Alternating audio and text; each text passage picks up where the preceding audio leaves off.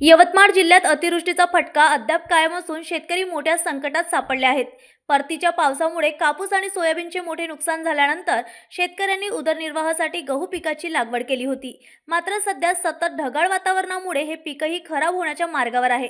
त्यामुळे शेतकऱ्यांच्या आशांवर पुन्हा एकदा पाणी फिरले असता आता काय करायचं असा सवाल करत शेतकरी हताश झाले असून शासनाकडून तातडीच्या मदतीची मागणी करण्यात येत आहे। माझ्याकडे 4 एकर वाईतली जमीन आहे आणि मी सुरुवातीला सोयाबीन आणि पराठी 2-2 एकरमध्ये लावलेली होती। अतिवृष्टीमुळे सोयाबीन पिकलेलं नाही, कपाशी पण पिकलेली नाही आहे आणि आता हतबल न होता मी 4 एकरामध्ये गव्हाची लागवड केली। ढगाळी वातावरणामुळे गव्हाचं पीक धोक्यात आलेलं आहे। 50% जवळपास पीक मला कमी होणार आहे।